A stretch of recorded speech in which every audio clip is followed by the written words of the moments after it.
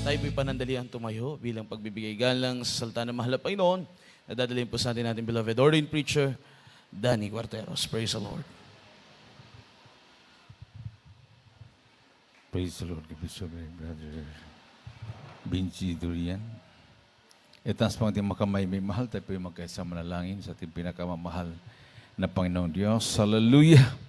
O dakilang Ama Diyos na makapangyarihan sa lahat, pinakamamahal naming Panginoong Isus, sa oras na to sa pangunat dalangin yung hinirang huling propeta, aming kagalang-galang at minamahal na Pastor Wildy Estrada Almeda, sa aking pagdadala ng balang mensahe, ikaw man po magbigay sa akin ng karunungan at maglangis.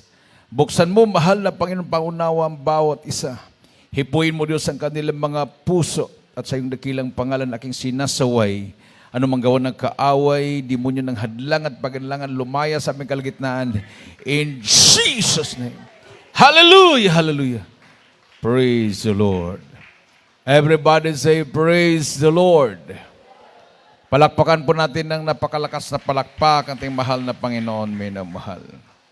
Unang-una ang pinakamataas na pagpupuri, paglualhati, pagdakila, pagsamba, ay sa ating pinakamamahal na Panginoong Hesus Kristo lamang. And we give double respect and honor to the man of God, our beloved noble evangelist, Pastor Wildy Estrada Almeda, and we cherish the blessed memories and teachings of our beloved and noble assistant pastor, Lina C. Almeda. Sa inyong lahat, minamahal na mga kapatiran, mga baguhan, datihan, to our beloved visitors, sa ating po mga beloved viewers, magandang tanghali na po sa lahat. Palakpakan natin muli ang ating mahal na Panginoon, minamahal. Everybody say, praise the Lord. Hallelujah, hallelujah, praise the Lord. Buksan po natin, minamahal, ang ating po mga Biblia. Dito po sa Santiago 1:27, Christians must not love this ungodly world,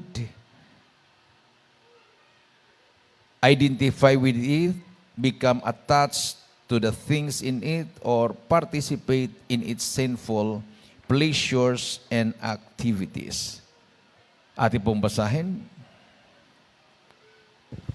Dito po sa sulat ni Santiago, ang kabanatay 1, ang talata po ay 27. Ganito po nasusulat. Ang dalisay na reliyon ay walang dungis sa harapan ng ating Diyos at Ama ay ito. Dalawin ang mga ulila at mga babaeng bao sa kanilang kapighatian. At pag-ingatang walang dungis ang kanyang sarili sa sanglibutan. Amen. Palakpakan natin ang ating mahal na Panginoon, minamahal. Pure religion and undefiled before God and the Father is this: to visit the fatherless and widows in their affliction, and to keep himself unspotted from the world. So yun po yung tunay na relihiyon. So a religion is a virtue. Ito po'y katangian ng mga tunay na mananampalataya sa Diyos. Palakpakan natin ang ating mahal na Panginoon. Ha? So, idistansya mong sarili mo sa sanlibutang ito. Sa mga uso sa sanlibutang ito, minamahal. Yung tinatawag dito, world system, yung sistema ng mundo, na sinasabi lang naturalisa, natural. So pag ikaw ay lumalakad sa naturalisa, so wala kang Diyos. Kasi dalawa lang po, minamahal, ang dapat mabilog ang tao. Yung tinatawag na naturalism at spiritualism. Pag naniwala ka sa naturalism, doon ka mahulog sa paniwala na walang Diyos. At ang tao ay ganito lang talaga, natural. Na gumagawa ng kasalanan, normal lang, ganon. Pero kung ikaw ay naniwala sa spiritualism o spiritual na pamumuhay, naniniwala ka na may Diyos. At ang Diyos na yan ay galit sa kasalanan. Amen. Palakpakan natin ang ating mahal na Panginoon, minamahal. Everybody say, praise the Lord. So, ang pure religion and undefiled before God, sabi doon binasa, and the Father is this, to visit the fatherless and widows in their affliction and to keep himself unspotted from the world. Palakpakan natin ang ating mahal na Panginoon. Mabasa din po natin sa Santiago 4:4, James chapter 4 verse 4, at pakihanda ang 1 John chapter 2 verse 15. Dito po sa aklat ng Santiago, kabanatang 4, ang talata po'y 4. Kayong mga ngalunya, hindi baga ninyo nalalaman na ang pakikipagkaibigan sa sanlibutan ay pakikipag-away sa Diyos? Sino man ngang mag-ibig na maging kaibigan ng sanlibutan ay nagiging kaaway ng Diyos. Everybody say, praise the Lord. Ye adulterers and adulteresses, know ye not that the friendship of the world is enmity with God? Whosoever therefore will be a friend of the world is the enemy of God. So, pag ikaw ay kaibigan ng mundo, ikaw ay tinatawag na mangangalunya, adulterer, no? Nakipag-relasyon ka sa mundo. Amen. Dapat ang relasyon mo ay sa Diyos lang. Everybody say, praise the Lord. So, kung ang relasyon mo ay sa Diyos at nakipagrelasyon ka sa mundo, so ang mundo ay kabit na yan. So, tatawagin ka ng adulterer. Adulterer, adulteresses. Everybody say, praise the Lord. So, hindi pwedeng dalawa. Nakipagkaibigan ka sa world system, tapos, nakipagkaibigan ka sa Diyos. Akala mo lang yun, kaibigan mo ang Diyos. Kung nakipagkaibigan ka sa mundo. Pero sabi ng Bible, kaaway ka na pala sa mahal na Panginoon. Amen. So yung ating po mga panalangin ay mahahadlangan. Sa John chapter 9 verse 31, ang panalangin ng isang taong makasalanan ay hindi pinapakinggan ng mahal na Panginoon. Yan po ang dahilan, minamahal, kung bakit marami ngayon ang na-depress sa kapanalangin nila, kapapray nila, walang katugunan, walang kasiguruhan. Mayroon silang narinig na may kasiguruhan. So kung mayroon silang maramdaman, takbo talaga kaagad sa ospital yan. Inom ka agad ng gamot. Lahat na paraan ng siyensya, talagang sinusunod nila yan, minamahal. Hindi natin sila masisi dahil hindi nga tama yung kanilang pagtawag sa mahal na Panginoon. Or kung tama man yung pagtawag nila sa Diyos, doble.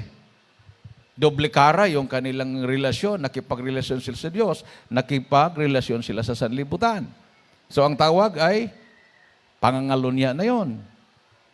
Amen. Everybody say, praise the Lord. So, God is a jealous God. Ang Diyos ay Diyos na mapanibughuin. Gusto niya, siya lang ang mahal mo. Huwag mong mahalin ang sanlibutan. Everybody say, praise the Lord. Sa 1 John chapter 2 verse 15, ating pong pakinggan na mainam. Dito sa unang sulat ni Juan, Kabanata 2, ang talata po ay 15. Ganito po nasusulat. Huwag ninyong ibigin ang sanglibutan, ni ang mga bagay nasa sanlibutan.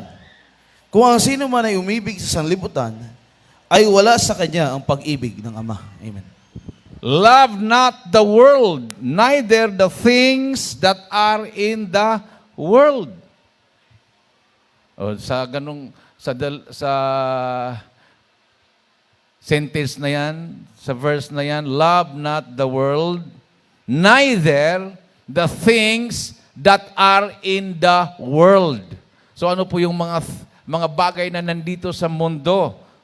Huwag mong mahalin. If any man love the world, the love of the Father is not in him. Amen. So yun nga ang dahilan kung bakit yung iba bumigay sa pananampalataya. Dahil mas mahal nila yung mga bagay na sa mundo kaysa Diyos. Amen. Palakpakan natin ang ating mahal na Panginoon. Ano po yung mga bagay nandito sa mundo? O to mention yung mga common. Pera. Amen. Yung trabaho, posisyon, karangalan, mga material na bagay. Basta kung anong makita mo, yun ang bagay sa mundo. Kung ikaw naman binata, siyempre, dalaga. Kung ikaw naman may dalaga, yung binata, opposite sex. Yun namang iba kahit lalaki, umiibig sa kapwa lalaki. Kahit babae, umiibig sa kapwa babae. Mas sinunod nila yon. Mas inunan nila yon kaysa Diyos. So kung ang pag-ibig mo ay nasa mundo, o sa mga bagay na nasa mundo, sabi ng mga atin nabasa, if any man love the world, the love of the Father is not in him. So yun ang dahilan kung bakit pagdating ng mga sakuna, pagdating ng mga pandemic na mga karamdaman na yan, malalaman mo talaga kung sino ang umiibig sa Diyos at sino ang hindi. Amen. Palakpakan natin mahal na Panginoon, may na mahal. Kasi pag umiibig sa Diyos, tatayo ka talaga. Mamatay, mabuhay sa mahal na Panginoon. Yung ating pumahal na kapatid kanina na nagpatotoo, wala na siya pag-asang gumaling. Hopeless na siya, may namahal. Yung inisip ng ibang tao na walang kakwenta-kwentang leaflet na hinulog sa lupa, pinulot niya yon. Dinampot niya, binasa. At nagkaroon siya ng pag-asa. Dumalo, nagpabautismo, mula noon hanggang ngayon, gumaling ang kanyang sakit. Dahil nakita naman ng Panginoon na nagkaroon siya ng panampalataya. Kasi hopeless na siya. Wala nang, kung kahit sabihin natin may pera siya, wala na, hopeless ang karamdaman niya. Sabi pa nga ng doktor sa kanya, buti pa, tuberculosis ang sakit mo kaysa pneumonia. Wala na talagang pag-asa yan. Hindi po nagsisinungaling ang doktor base doon sa kanilang pag-aaral. Amen.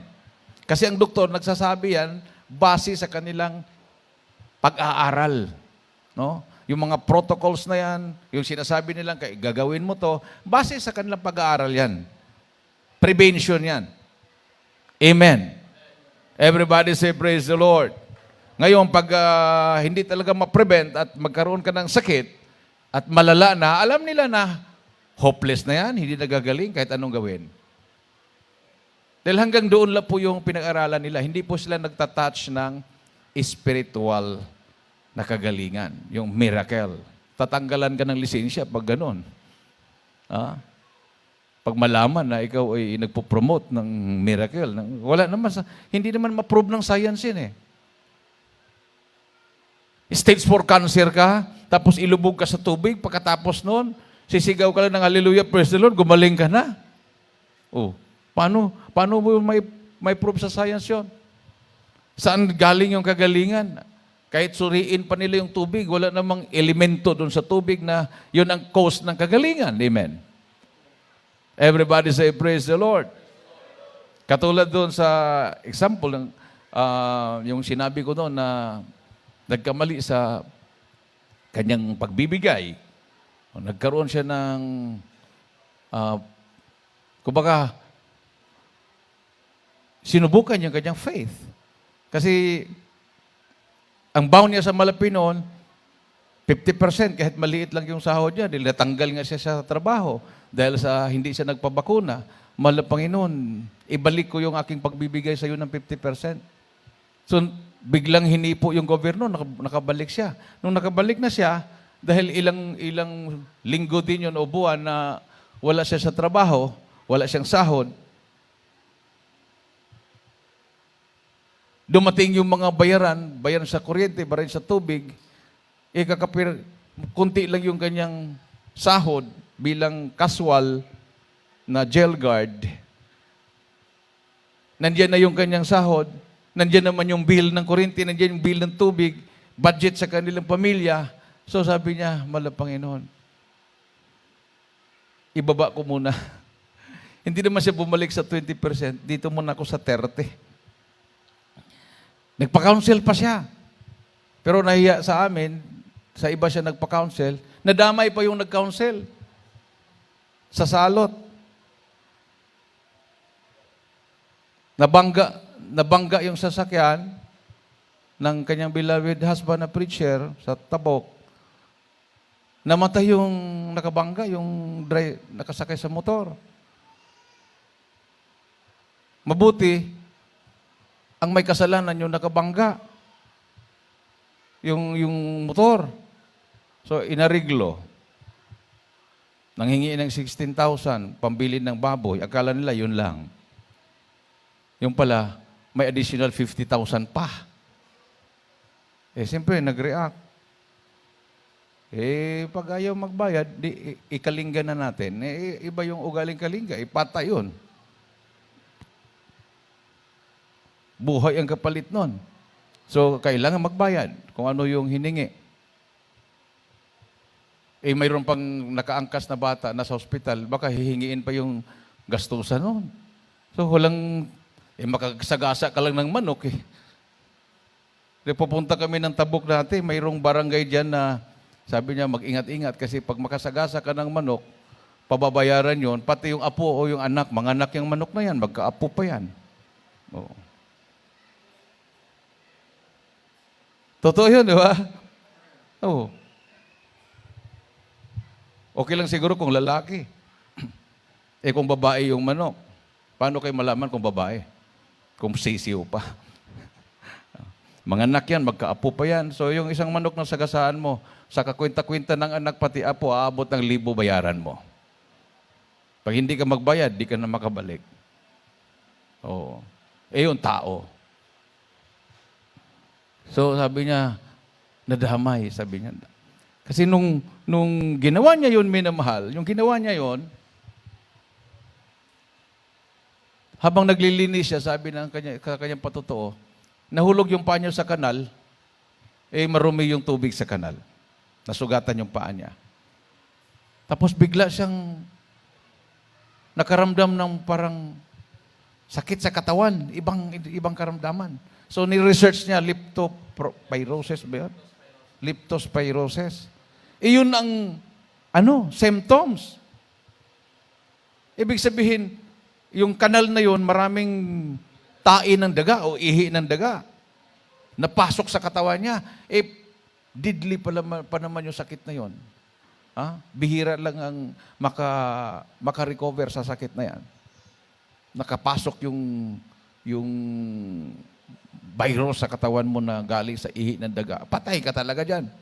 Mas matindi pa sa titano yata yan. So, nagsisi siya. Kasi naalaala niya malapit noon, ano kayang dahilan, bakit ganun? Tapos pumasok sa isip niya, naglaylo ka kasi nawalan ka ng panampalataya sa akin, anak. Sisi siya. Pero sabi niya, pagkakataon lang yata yun. Nung gumaling siya, pagkakataon lang yata yun. Imposible naman na ganun ang malapit noon, ka-stricto. Pangangailangan ko talaga. Nagkasakit yung beloved husband niya. Pumasok na naman sa isip niya, yun ang dahilan. Tapos sisi siya. Gumaling yung beloved husband niya. Sabi niya, pagkakataon lang siguro yun. Baka sa isip ko lang yun. Nagkasakit yung anak niya. At payat na payat na. Kahit anong lihas niya. Hindi na talaga gumaling. Pinuntahan ko pa. Tumawag sa akin, nag-confess. Umiyak. Tapos lihan through cellphone. Minamahal. Parang nagdadahilan lang. Kahapon, pumunta kami ng Ilagan. Buong pamilya na sila, dumalo. Gumaling na yung anak niya. Everybody say, praise the Lord. Tapos na i-preach ko yon live. May nanood. Nagpasalamat sa akin yung nanood. Beloved Brother Dan, salamat sa preaching mo. Salamat sa live nyo. Nalaman ko na ngayon kung ano ang cause ng aking sakit. Pabalik-balik ang sakit ko. Bumalik daw yung sakit niya, sakit sa puso. Dati gumaling na yon. Mayroon kasi akong baho sa mahal na Panginoon, Brother Dan. Ganon din ang nangyari sa akin. Binaba ako. Bumalik yung sakit ko sa puso. Salamat sa preaching mo. Alam ko na kung anong dahilan. Amen. Palakpakan natin mahal na Panginoon. Mayroon namang nagpa-counsel, Italy. Yung kanyang beloved husband, hindi naniniwala sa pagbibigay, hadlang sa pagbibigay. Siya naman, nagtatapat, pero yung husband niya hadlang. So yung sahod ng kanyang beloved husband, kahit 1% hindi talaga kinukuhaan. Bangko kaagad. Bangko. Paano ngayon? Nawalan sa katinuan sa isip yung husband niya. Kahit ano lang pinagsasabi. Nagulat ako doon, habang nagpupuri ako, mayroong nag-comment doon habang nagpupuri ako. Iba yung mga sinasabi niya. Sabi niya, punta ka dito sa Italy, Brother Danny. Oh. Mangaral ka dito, punta tayo sa Israel. Dami siyang akala ko seryoso nung una. Maya-maya, ngayon na, kumuha ka na ng ticket. Nagpupuri ako, madaling araw, kukuha ko ng ticket. Sabi ko, ano to? Seryoso ba ito o bata? Oh, baka maunahan ka pa ng demonyo. Ngayon na, kumuha ka na ng ticket. Punta ka na sa airport. Yung pala, na ano siya? Nawalan sa tamang pag-iisip. Tumawag yung beloved wife niya. So, kinounsel ko anong dahilan? Dahil sa pagbibigay, hindi nagbibigay. So ngayon, hindi na matino kausapin. Pero kuminsan pag tumino, sabi niya, nagsisi siya. Sinabi niya sa kanyang beloved wife, mabuti ikaw, nagpatuloy ka, kahit inuusig kita, pero nagpatuloy ka, nagtatapat ka. Patawarin sana ako ng malapino. Tapos mamaya, iba na naman ang sinasabi niya, na lumalayo na naman sa kwentuhan. So, mahirap ang palo. Amen. Everybody say, praise the Lord. So, huwag mong ibigin ang salapi o pera o posisyon o anumang bagay sa mundo. Hindi mo pwedeng ipagsabay yung dalawa. Sa mahal ng pinong ka lang iibig. Ang Diyos naman nangako. Bubuksan niya ang bintana ng kalangitan at ibubuhos ang pagpapala sa iyo. Amen. Palakpakan natin ng malakas na palakpak ating mahal na Panginoon, may na mahal. So, bigyan po natin ng importansya yan. Kasi marami pong nawawala sa paglilingkod dahil hinahabol nilang pagpapala. Parang, kuhan kasi, bingwit. Alam mo, bingwit ba yan? No? Parang bingwit yan eh. No? Tapos, pagtapon ng ganun, pag ganun nakita yung isda, dahan-dahan, di ba?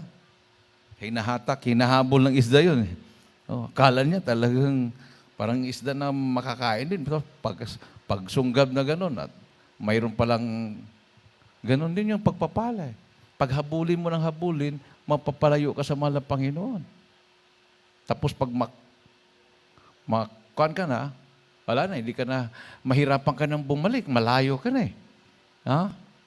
So, sabi ng Bible, but seek ye first the kingdom of God. 6:33 ng Matthew. Seek ye first the kingdom of God and His righteousness, and all these things shall be added unto you. Ating pong basahin. 6:33. Dito po sa aklat ng Mateo, kabanatang 6, ang talata po 33. Datapwat hanapin muna ninyo ang kanyang kaharian at ang kanyang katwiran, at ang lahat ng mga bagay na ito ay pawang idaragdag sa inyo. Palakpakan natin ang ating mahal na Panginoon. Everybody say, praise the Lord. So naalala ko yung patutuo ng ating beloved pastor. Habang nag-ayuno ang ating mahal na pastor, paghahanda sa krusada sa Cebu. Unang-unang krusada sa Cebu, that was 1991, December.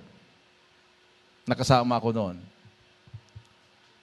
Habang nag-fasting ang mahal na pastor, ayon sa kanyang patutuo, naghanda sa pag-aayuno.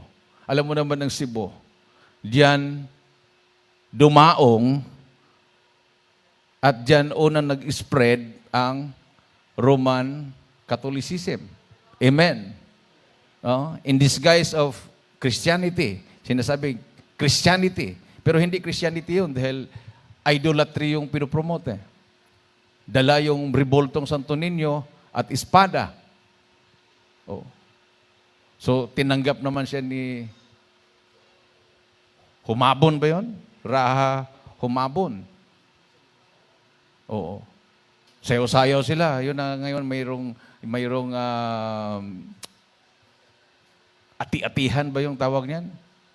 Oo. Sinulog. Ati-atihan pala sa Iloilo pala yun, sa Aklan yun. Sinulog sa Cebu. Pero si Magellan, pinatay doon ni Lapu-Lapu dahil ayaw nila yon. Pero mayroong raha na tumanggap, tapos yung iba, nag-proceed sa Bohol, tinanggap naman ni si Katona. Ayaw naman ni Daguhoy. Mayroong tumanggap, mayroong ayaw. So, nagkrusada sa Cebu, nandun na yung mga, nauna na yung mga advertisement, palapat yung mga invitation sa radyo, milyon talagang ginasto nun. Kasi yung mga sikat na mga radio stations, RMN, Bombo Radio, matindi yun. Wala pang isang minuto. Babayad ka na ng mahal. Dito nga sa Kawayan, 33,000, 45 seconds lang. Nung just anniversary crusade natin dito, ang budget ko 10,000. Magpa-play sana ako ng invitation. Brad, magkano budget mo? 10,000. Sabi, paano yon?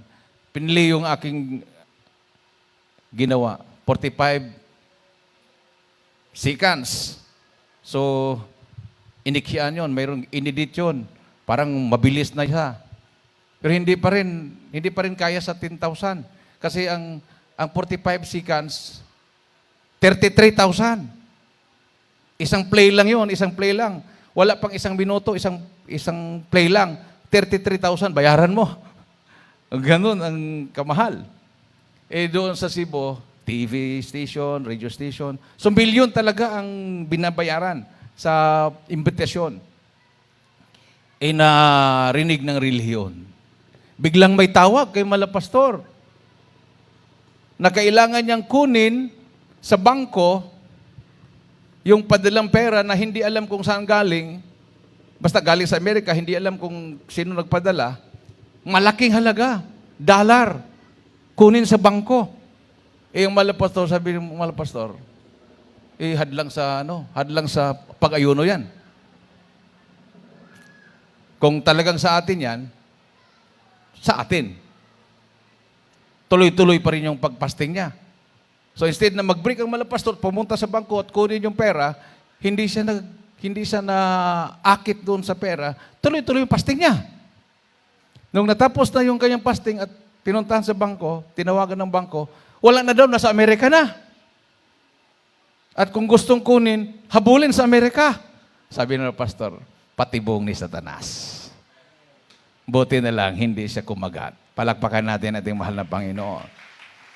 Everybody say, praise the Lord. So, ganun eh. Mayroon kang magandang layunin, pasting muna ako ngayon. Sabi ang pasting. Mayroon akong problema, pasting ako. Kung sa oras na plano ka mag-fasting, masarap ang ulam. Amen? Magulat ka, mayroong nagpadala ng litson manok, mayroong bumili. Tagal nang hindi ka nakakain noon or nagbulalo o nagtinulan ng baka. Mabango yun ah. Ano yun? Pagdating mo sa kitchen, ano yung tinulan yan? Ay, pinagpala, nakabili kami ng karning baka. Mag-isip-isip ka, ay bukas na lang. Amen? Everybody say, praise the Lord. Bukas na lang. Lugi ako nito. Bukas na lang, puspon. So, nagtagumpay ang kaaway. Amen? Nahadlangan talaga. Kasi, ayaw ko lang kung naranasan yun. Naranasan ko yan eh. Naranasan ko yung mga ganyan. Magpaplano ka, biglang sasarap yung ulam. No? Biglang mapuspon yung plano mo na mag-ayuno ka. So, ganun ang kaaway. Hindi siya masyado nagpapa-identify. Amen. Ha? Sabi nga, nagsusuot siya na anghel siya ng liwanag. No? Angels of light. Kasi pag si Satanas magpakita na may sungay at buntot, wala talagang maaakit. Pero kung magpakita sa iyo na gwapo, gwapa, matangos ang ilong, sexy, ay talaga naman, marami siyang maaakit. Amen. Everybody say, praise the Lord. Palakpakan natin ng malakas na palakpak ating mahal na Panginoon, minamahal. Hallelujah. So we must avoid 3 major areas of sin. The lust of the flesh, the lust of the eyes, and the pride of life. So ito po, minimal yung 3 major areas of sin. Lust of the eyes, lust of the flesh, and pride of life. 1 John chapter 2 verse 16. Ate pong basahin. Dito po sa 2:16 ng unang 1, ang sabi po dito. Sapagkat ang lahat ng nangasa sa libutan, ang masamang pita ng laman, at ang masamang pita ng mga mata, at ang kapalaluan sa buhay, ay hindi mula sa Ama, kundi sa sanglibutan. Amen. For all that is in the world, the lust of the flesh, and the lust of the eyes, and the pride of life, is not of the Father, but is of the world. Amen.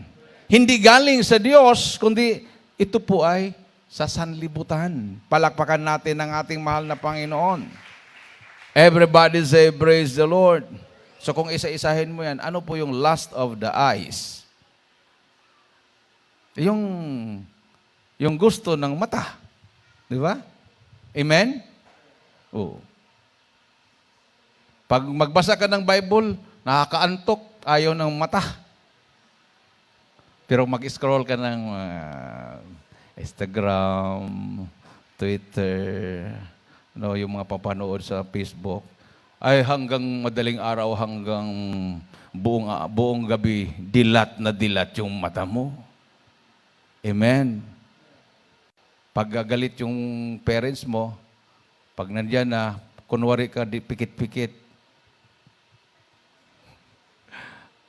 off mo na yung cellphone, pikit kunwari. Ay, tulog na. Pag alis ng parents, naman, di ba? Ano? Eh, hindi naman marinig. Mayroon namang, anong tawag nung nilagay sa tainga? Headset, sabi niya. Headphone, earphones, dami. No? Ganun yung nangyari doon sa choir member sa Leyte. Naglagay ng headphone. Eh, dati kasi malalaki yan, di ba? Ngayon maliliit eh. Mayroon pang wireless yata. Ilalagay dito, wala ng wire. Nakita ko yun sa Hong Kong. Akala ko si Raulo. Wala ka namang makitang cellphone na hinawakan. Nasa bulsa lang pala. Tapos, mayroon lang nakadikit dito. Tapos walang wire. Tapos, salita siya ng salita, tawa siya ng tawa. Akala ko si Raulo. Tingin ko, ay mayroon pala nakakabit dito. High-tech ah. Sa atin, kasi kuminsan behind tayo, mayroon na sila, wala pa dito. Yung sa atin, ang lalaki, naiikot dito, malaki dito. O yun ang ginamit ng choir member sa Leyte, yung laki. Nakinig siya.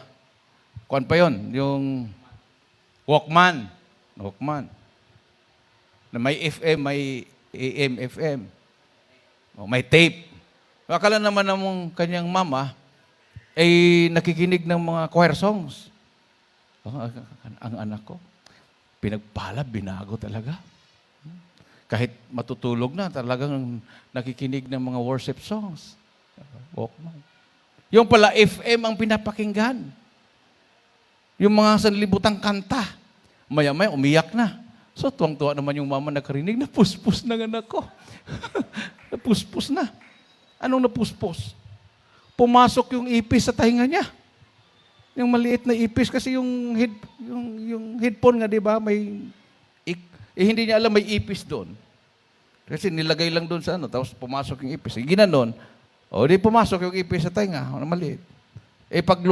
Pag gumagalaw sa tainga yan, sakit noon. Subukan huwag nyo yung subukan.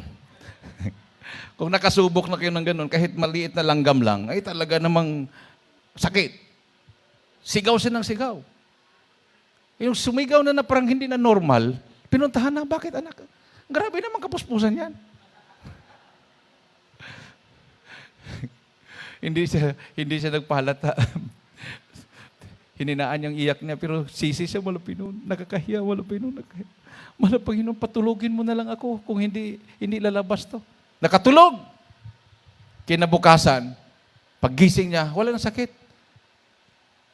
Pag ganun niya, lumabas ko sa yung ipis, namatay. Kasi ginaganon-ganon niya eh. So sabi, natamaan siguro yon, tapos dahan-dahang lumabas, mabuti nakalabas pa. Tapos patay na. Nagpatotoo. So, doon natakot din yung ibang choir. Dahil gumagawa din sila pa sekreto pala. No? Nakikinig ng mga kantang sanlibutan. No? Huwag na kayo makinig ng kantang sanlibutan. Pakinggan po nyo, pagpupuri sa mahal na Panginoon.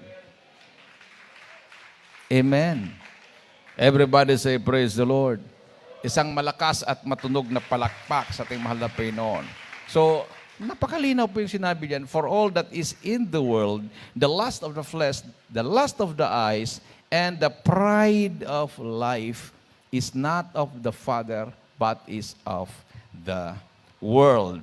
So we must discipline ourselves, and we must abstain from all appearance of evil. So kailangan lang pala disiplinahin natin ang ating sarili. Amen.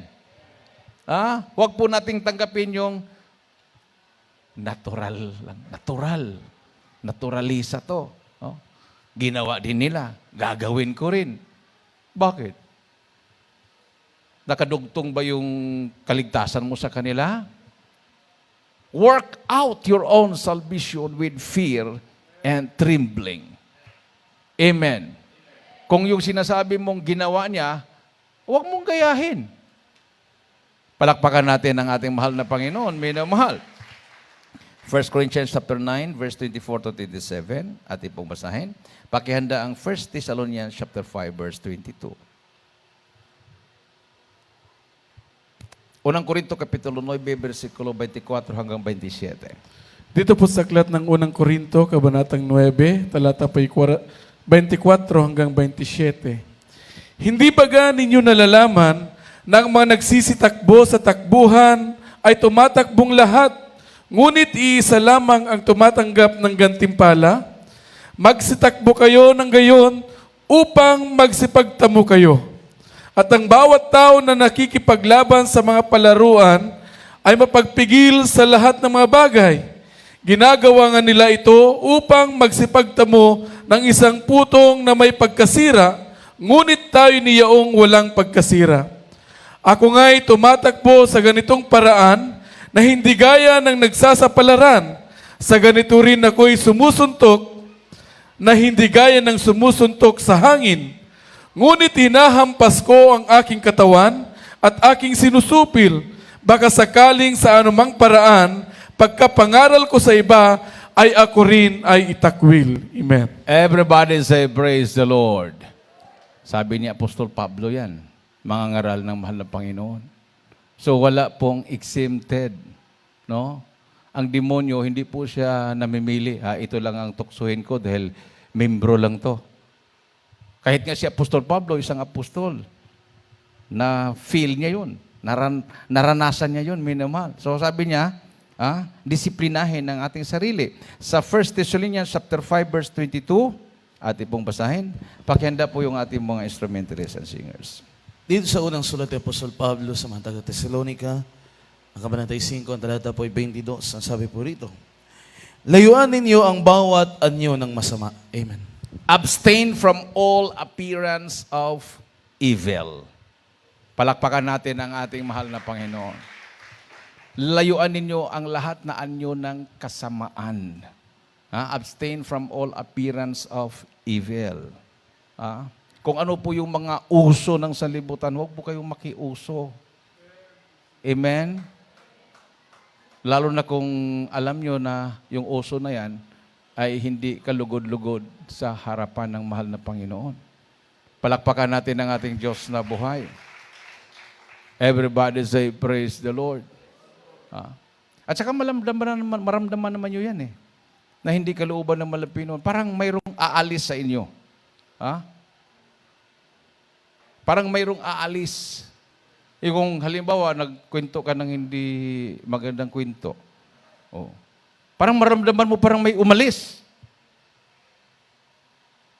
Tapos, nagkasalan ako sa malapino. Parang may power na umalis sa'yo. At doon na, sunod-sunod na yung palo. Sabi nga ng Bible, grieve not the Spirit of God. Huwag kang magkasala sa Espiritu ng mahal na Panginoon. Palakpakan natin ang ating Diyos na buhay. Everybody say, praise the Lord. O di ba sa Safira, sabi ni Apostol Pedro, hindi ka nagsisinungaling sa tao, nagsusinungaling ka sa Espiritu. So, karakadaka nung panahon, yung oras na yon, kinuhaan sila ng buhay, 2 sila mag-asawa. Dahil sabi, hindi ka nagsisinungaling sa amin. Sa Espiritu ka nagsisinungaling. Ibig sabihin, sa Diyos ka nagsisinungaling. Amen. Everybody say, praise the Lord. So, kung ang buong sangkatauhan, kung ang lahat na tao ay maniwala lang sa salita ng mahal na Panginoon, yung salot na yan, na pandemic na COVID-19, kasi pag hindi mo isipin na yan ay salot, at hindi mo isipin na yan ay gawa ni Satanas, ang tao talaga hindi magsisi. Pag isipin lang, normal lang yan. Normal lang virus. That's natural. Mayroon talagang ganyan. Mayroon talagang ganyan. Natural lang yan. Virus yan. So kailangan sumunod tayo sa protocols para maiwasan. Ganito ang mga protocols niyan. Pag ganun ang treatment mo, hindi ka makapag-isip na magsisi ka. Amen.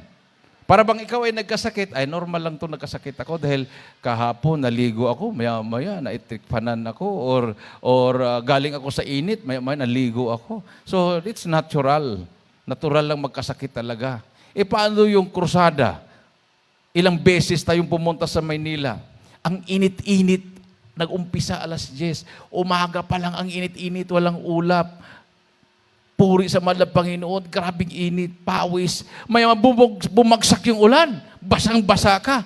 Mamaya bigla namang lumitaw yung araw. Natuyo na naman yung damit mo. Hindi ka naman nagkasakit. Dahil may Diyos na nag-iingat sa'yo. Amen? Palakpakan natin ang ating mahal na Panginoon. Everybody say, praise the Lord. Pero kung yung pagpunta mo doon, hindi para sa mahal na Panginoon, ay yung sistema na yon ay talagang bibigay talagang katawan mo. Galing ka pa sa biyahe, 12 hours, halos hindi ka makatulog, siksikan sa bus. Pagdating doon, hindi ka man pwedeng matulog, walang matulugan. Amen. Umihi nga, hindi pwede. Yung naranasan natin dito, makakita ka lang ng punong kahoy o saan ka doon, hindi pwede. May kapatiran galing Santa Ana. Madaling araw pa yun, no? Kala niya pwede. Doon siya sa madilim, puno ng nara. Ang daming nara doon eh. Maya-maya, may pulis na. May pulis na. Hinuli siya. Kinulong siya doon sa malapit na police station. Pinuntahan ng asawa niya. Nandito ba ang asawa ko? Tapos bakit, sis? Asawa mo ba yon o apo? Siyempre, 80 years old na siya, tapos yung asawa niya, 30 years old. Ang layo. 60. 30, 60. Oh. Ang layo, no? Ang gap. 30, tas 60, 30 years. Pero walang imposible sa mahal na Panginoon. Sabi nga ng pulis, husband mo talaga? Opo. Pasensya po kasi galing po kami ng bundok. Ganun. Sabi ng pulis, may himala nga dyan. Naniwala yung pulis, may himala. Imagine mo naman yung 60 years old, tapos husband niya, 30 years old. Ako din, muntik akong nung church anniversary sa Santa Ana, lumapit sa akin, puting-puti ng buhok niya. Brad, sabi niya, magpa-counsel ako, Brad. Ano pong problema, Mami? Kasi pag may edad na, Mami ang tawag ko eh. Kasi baka ma-offend pag sabihin, Lola. Amen. Kasi yung iba ma-offend pag sabihin, Lola. So, Mami na lang. Ano po, Mami? Kasama ko kasi, Brad. Problema ko. Ano pang anak mo, apo? Sabi ko. Kasi bata pa eh. Anak mo, Mami o apo? Husband ko, Brad. Buti na lang ako, hindi ako bastang tumawa. Pag nagsasalita ako, tumatawa yung mga kapatiran, pero sa mga ganong okasyon, nahuhold ko yung tawa ko. Ay, ganon, husband po nyo. Pinagpala, sabi ko, pinagpala. Gap nila, ganon nga, gap. 60 to 30. Pero matagal na sila, 20 plus pa daw yung edad nung nag-asawa sila. Ano pong problema sa husband nyo, Mami? Siloso, Brad. Siloso? Oh, Brad. Paano po pakikisiloso? Pag mayroon ako makausap ng mga binata, nagagalit. Sabi ko, kung panahon pa noon, siguro makapagsabi ako, sana all. Palakpakan natin yung mga Panginoon minamahal. Sabi ko naman doon sa husband niya, ba't ka naman nagsisilos? Ngayon, may makikita naman sa action, brad eh. Ano? Taga saan ka ba? Bisaya ako. Lalo akong nahiya. Bisaya din ako eh. Saan ka sa Bisaya? Sa Cebu. Salamat. Hindi Bohol. Salamat, sabi ko. Cebu. Sabi ko, ba't ka napunta dito? Fisherman pala siya. Fisherman. Alam mo na, fisherman, kahit saan sa pupunta. Maghanap ng isda. Sama-sama sa mga barkada. Hanggang napunta sa Santa Ana, dahil marami pa daw isda dyan. Yung kuha nila na isda, yung babae na yon, yung sister na yon, siya yung komprador. Siya ang nangungumpra, siya ang tagabili. Hanggang nagkaroon ng, siguro, napusuan niya. Nagkaroon ng relasyon. Biyuda naman yata yung biyuda. Tapos, kung kilala niyo si Dinis, Orsos, yung maliit lang nakasama ko na preacher din, kung na-assign dito yon, na-assign yata dito yon, di ba? Si Dinis. Inassign ko sa Santa Ana. Tapos, nag-usap sila doon sa mami na yon. Tapos, biglang nagkwento sa akin, Kuya, mayroon nga siyang kaakit-akit, kuya. Sabi, bakit? Nagkausap kami, kuya, para akong na-hypnotize. Sabi ko, ganun ba? Grabe yung si Dennis na yun. Nag-confess sa akin eh. Para siyang siguro mayroon siyang, ano bang tawag nun? Gayuma. Ano mo? Gayuma. Teka, anong gayuma? Wala nang ngipin, may gayuma pa. Alam mong demonyo kasi, ang demonyo, hindi po yan nagtitingin kung bata, matanda, basta may demonyo, may tukso. Amen. Everybody say praise the Lord. O di ba yung mga drug addict, sabog na sa droga, tapos na-headline, apo, ni-rape yung lola. Di ba? Mayroon ganon. Naka-headline na ganon. In-interview yung nang-rape. Bakit mo ni-rape? Kasi tingin ko sa kanya, mukhang artista yung sa droga na yon. Oh, yun naman, iba naman yun, nasira yung isip. No? Ang demonyo talaga kahit saan, gumagalaw yan. Hindi nagpapahalata. Pero sabi ng Bible, submit therefore yourselves to God and resist the devil, and the devil shall flee away from you. Hindi mo mapatalsik ang demonyo kung hindi ka magpasakop sa Diyos. Amen. Kahit ano pang rebuke na abutin mo. Kahit ano pang rebuke. Sasabihin pa ng demonyo, rebuke ka dyan, wala ka namang power. Diba? Oo. Para yung naglihan sa crusade. Lihan sa mga prayer warrior. Pag prayer warrior, fasting talaga ng longer yan. Jesus! May kapatiran. Sa kainitan niyang paglilingkod, baguhan pa siya na bautismo. Akala niya, ganun lang kadali. Tapos, lumapit siya doon sa naglihas ng demon possessed.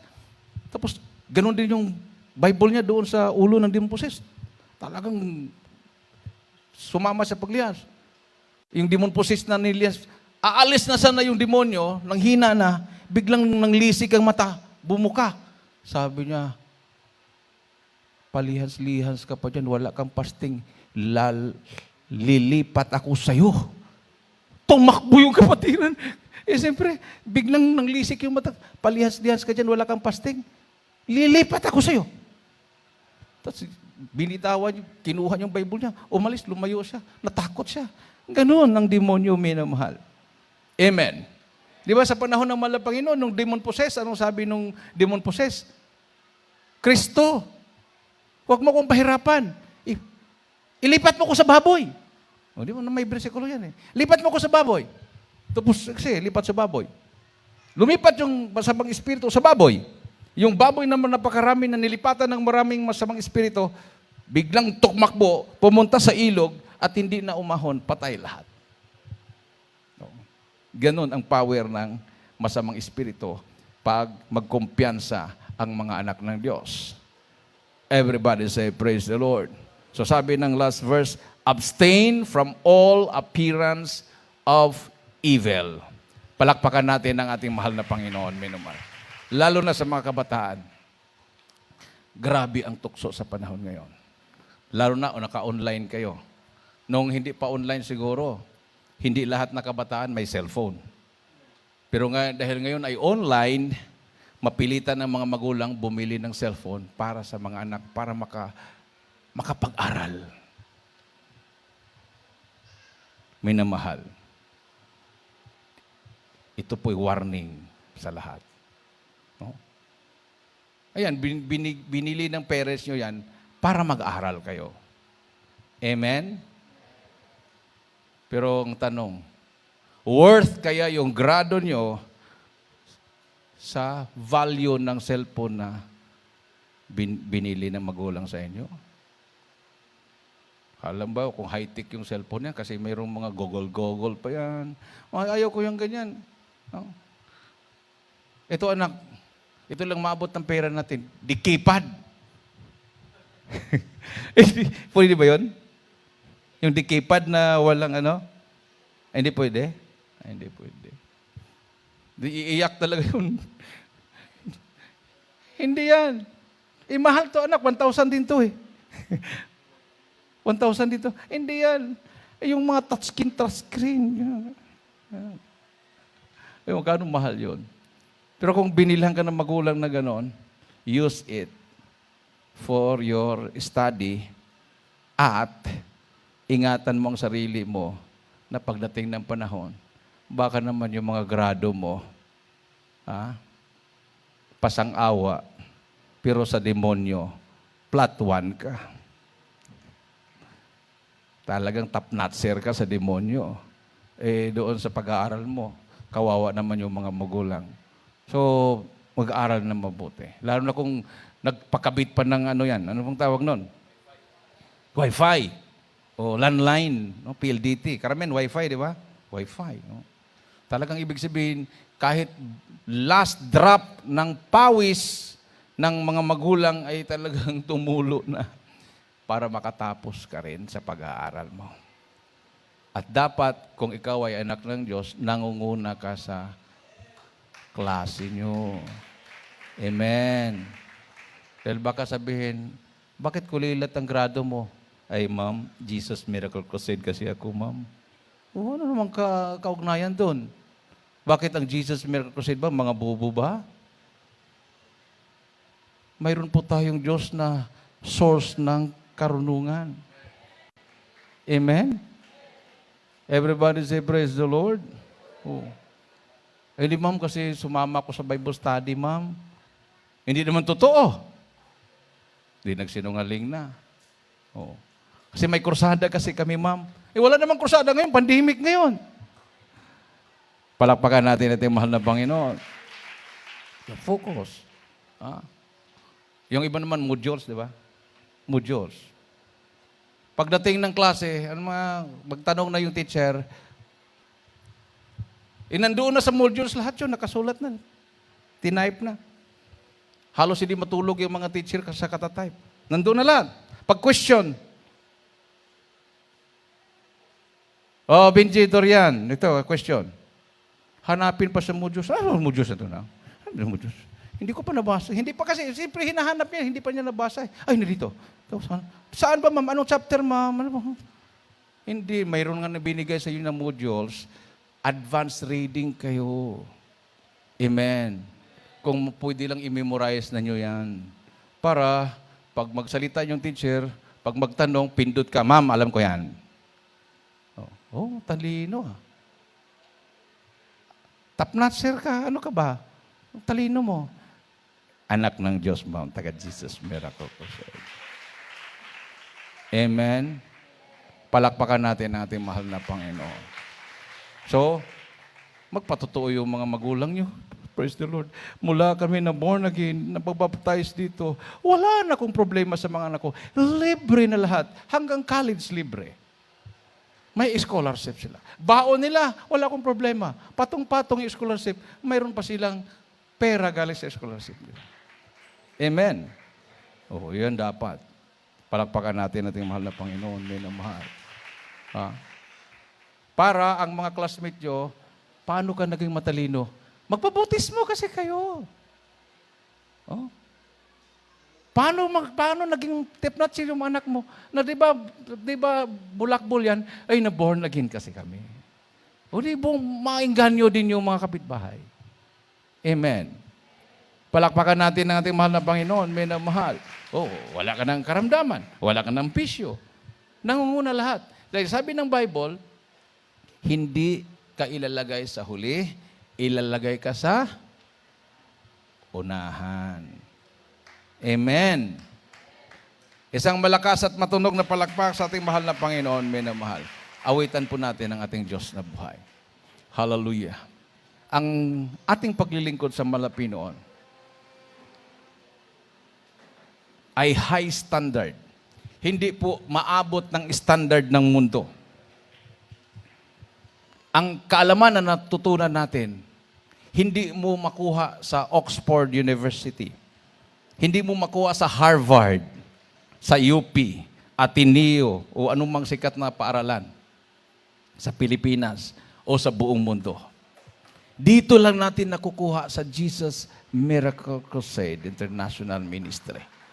Na ilihan sa ipatong mong kamay mo, magsigaling ang may sakit. Wala po sa Bible school yan, may namahal. Hindi po tinuturo yan sa mga sikat na mga universidad. Na nagbabayad ng milyon yung mga nag-aaral doon. Nag-aaral pagka maging doktor. Wala. Dito lang yan sa Jesus Miracle Crusade. Ang karunungan, nagmumula sa mahal na Panginoon. Sabi nga, the fear of the Lord is the beginning of wisdom. Ang pagkatakot sa Diyos, pagkatakot na gumawa ng kasalanan, ay umpisa ng karunungan. At pag naunawaan mo ang lahat ng bagay, hihiwalay ka sa masasamang gawa. So, hindi tayo dapat mahiya. Hindi po tayo dapat minamahal, tumahimik. Pag mayroong nag-share ng Word of God, huwag mong hayaan na siyang mag-share sa'yo. Ikaw ang mag-share. Ipatutuo mo ang kabutihan ng mahal na Panginoon. Ipatutuo mo na ang Diyos natin ay buhay at makapangyarihan. Diyos na nagbabago ng buhay, nagpapagaling ng sakit, tumutugon sa panalangin, at nagbibigay ng katalinuhan. Awitan po natin ang mahal na Panginoon, minamahal.